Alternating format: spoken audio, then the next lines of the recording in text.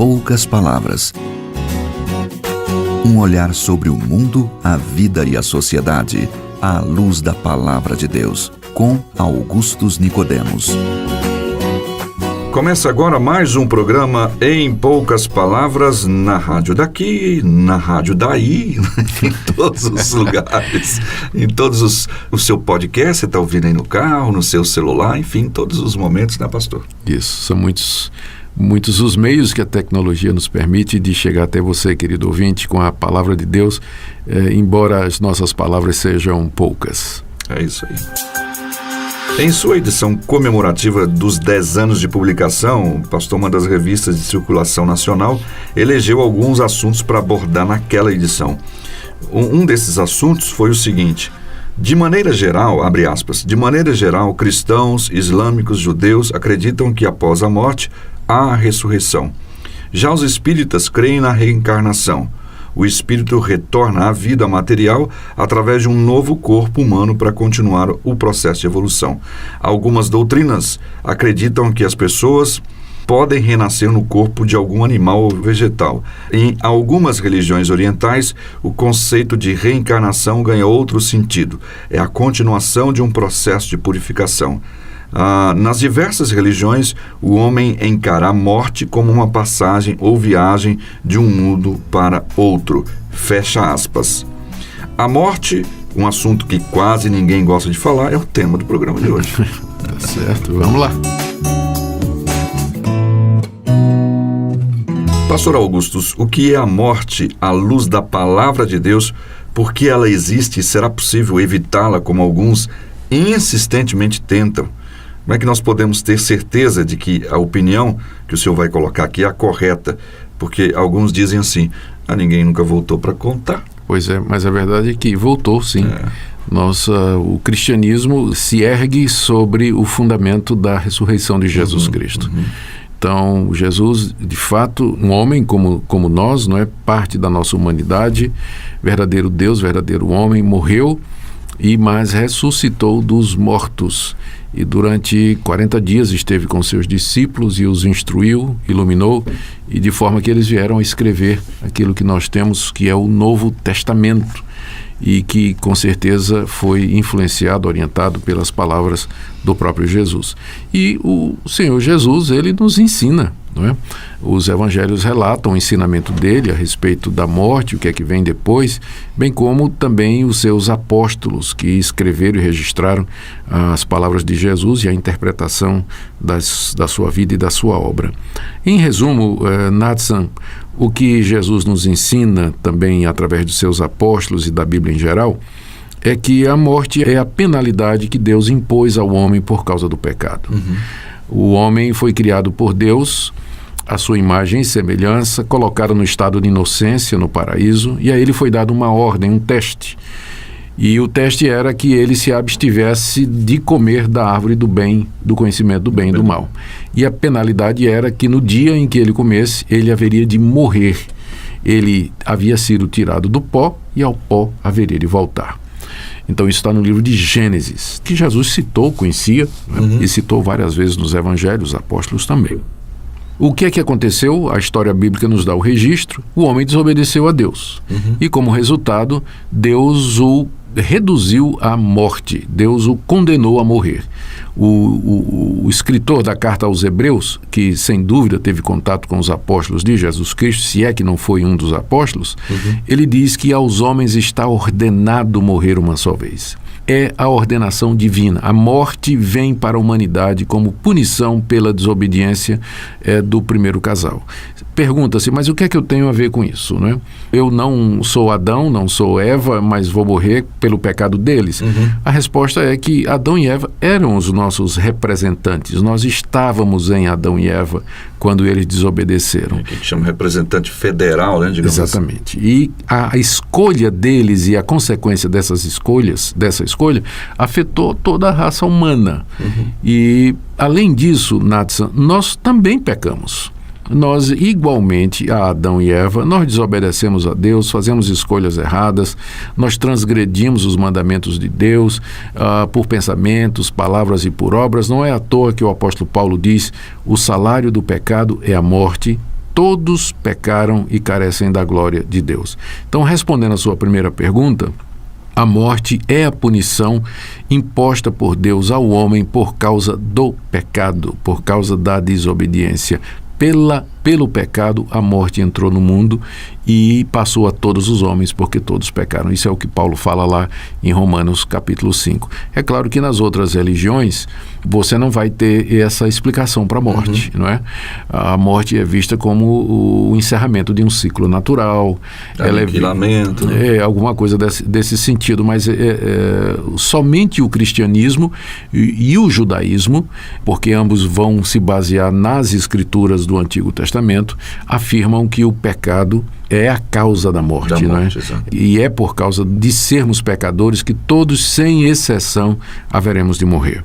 A sua segunda pergunta foi se o homem tem como se livrar da morte, não é isso? Tentar evitá-la, né? Como evitar? A morte, de fato, é inevitável no primeiro momento. Mas a solução da Bíblia para a morte não é evitar a morte, mas superá-la, conquistá-la, vencê-la. E de que maneira Deus fez isso?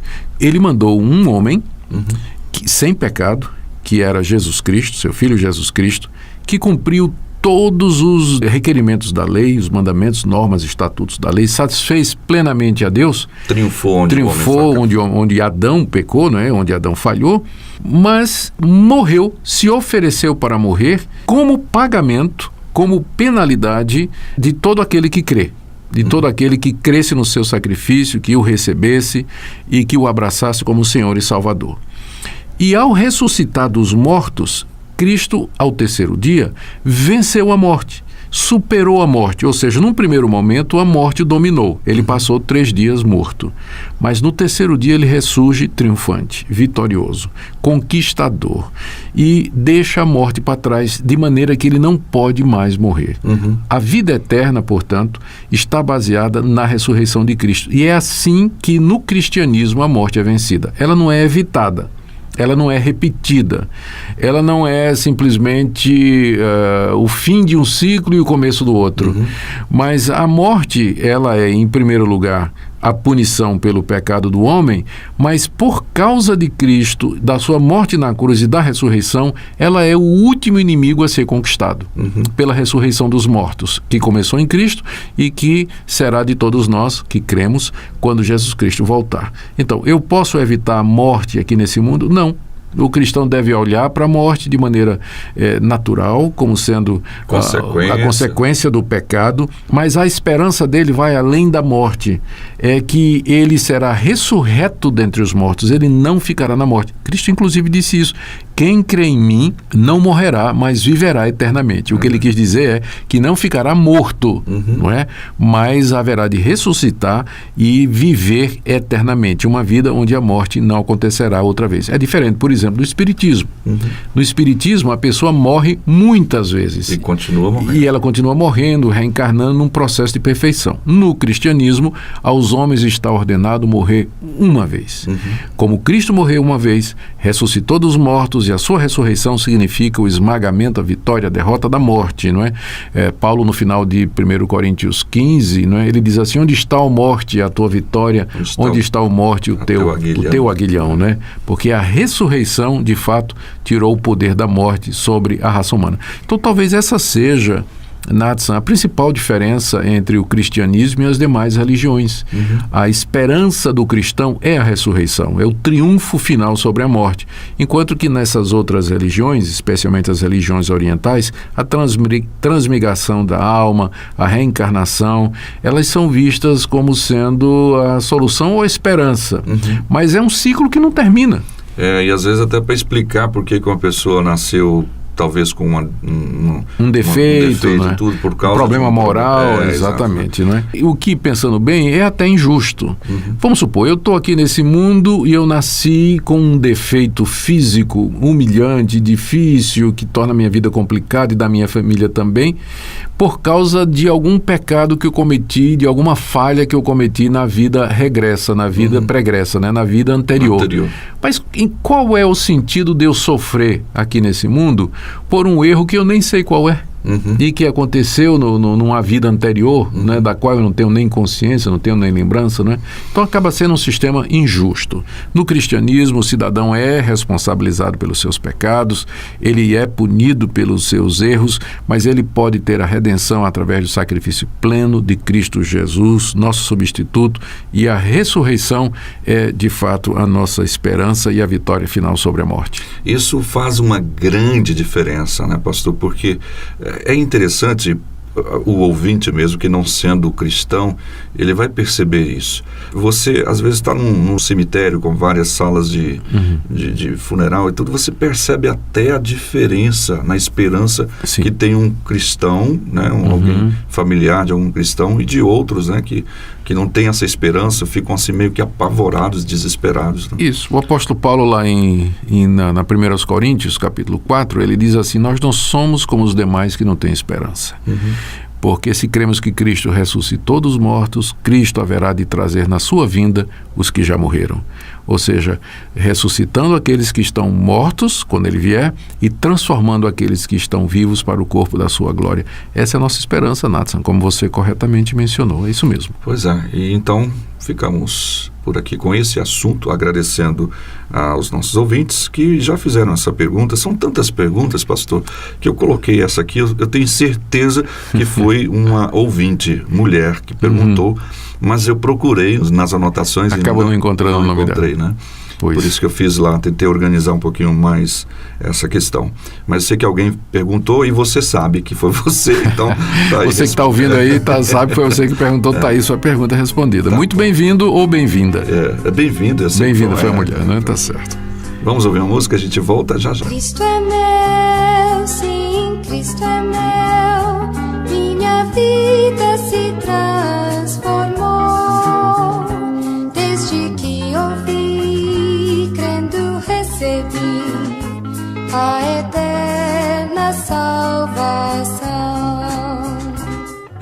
Seu perdão, Jesus trouxe a mim, nova luz minha vida ganhou. Depois de buscar, tanto procurar e achar só ilusão, vivi sem motivo,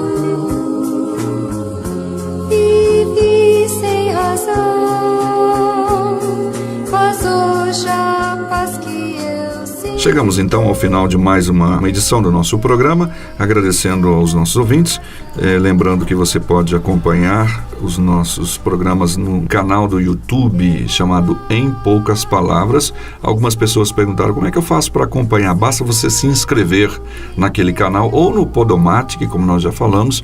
Sempre que for postado um novo programa, você é avisado. Por falar no programa, no Uriel, que é o que organiza o nosso canal no YouTube, também ele organiza o PNO, que é o Perguntar Não Ofende, da Primeira Igreja Presbiteriana. Isso, é um canal muito bom. Em vídeo, né? Esses são vídeos curtinhos de 2-3 minutos. Isso. Eu cito aqui porque talvez você faça alguma pergunta e a gente não responde, porque já foi respondida lá neste canal. Então procura lá, Perguntar Não Ofende, Primeira Igreja Presbiteriana, põe alguns tags, alguns títulos para você achar, para não ir em outro canal, como você já disse. Tem outro canal chamado Perguntar Não Ofende. Então pergunta lá, põe lá o MP Primeira Igreja, Augusto Nicodemos, Perguntar Não Ofende, que você vai achar o canal, você se inscreve lá, tem muita resposta também de perguntas que são feitas aqui. Pastor. Muito obrigado pela sua audiência, querido ouvinte, Deus o abençoe, e lembre-se que o Senhor Jesus é a ressurreição e a vida, Ele é a nossa esperança. Até o próximo programa.